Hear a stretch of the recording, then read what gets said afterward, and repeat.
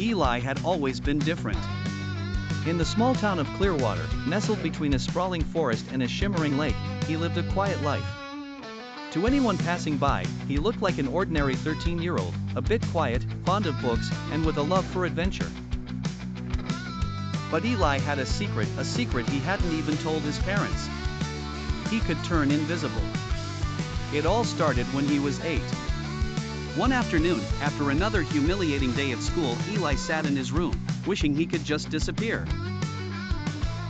The bullies had cornered him again, laughing at the holes in his sneakers and the patches on his backpack.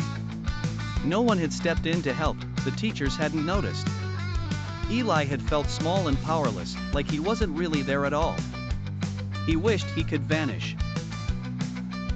In a moment of pure desperation, that's exactly what he did. He hadn't realized it at first. He'd just been sitting on the edge of his bed, staring at the wallpaper, when his mom called for him. "Eli, dinner's ready." Her voice drifted through the door. When she called again, this time with a tinge of irritation, Eli finally got up, but as he glanced at the mirror, he froze. He wasn't there. The bed was there. The lamp was there. The books scattered across the floor were there. But he wasn't. Panic surged through him. He rubbed his eyes, thinking it was a trick, maybe a daydream gone too far. But the more he stared, the more he realized that he had actually vanished. Eli ran downstairs, his heart pounding. His mother was in the kitchen. "Mom," he called, but she didn't look up. He waved his arms, shouted again, but she just continued, oblivious to his presence. He was invisible. For a while, Eli experimented with his strange ability. It wasn't something he could control perfectly. Sometimes it happened when he didn't want it to, usually when he was scared or upset. Other times, he could vanish with a single thought, willing himself to disappear. There were limits. If he touched something or moved something, people could still see it.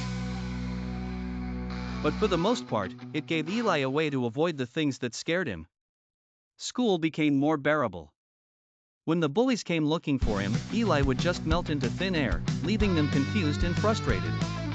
When he didn't want to answer questions in class, he'd vanish. It was like having a superpower, but the more he used it, the more isolated he felt. Even though he could escape the world, he couldn't escape the loneliness that came with it. One day, everything changed.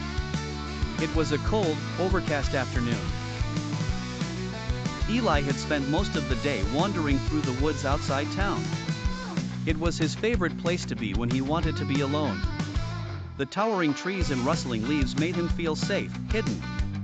No one ever came out that far, and that was just how Eli liked it. But as he walked deeper into the forest, something felt off.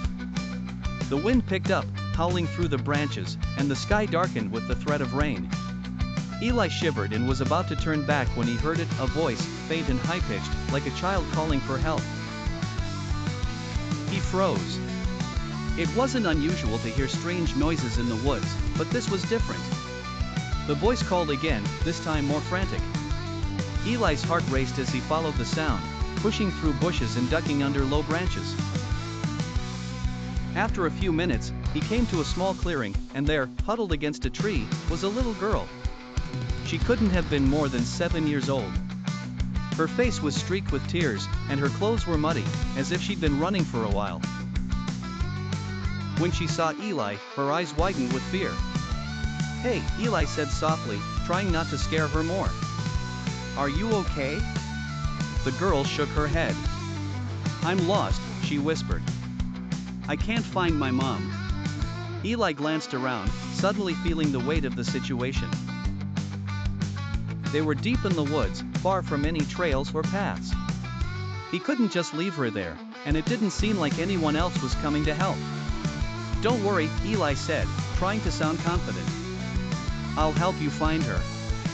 Do you remember which way you came from?"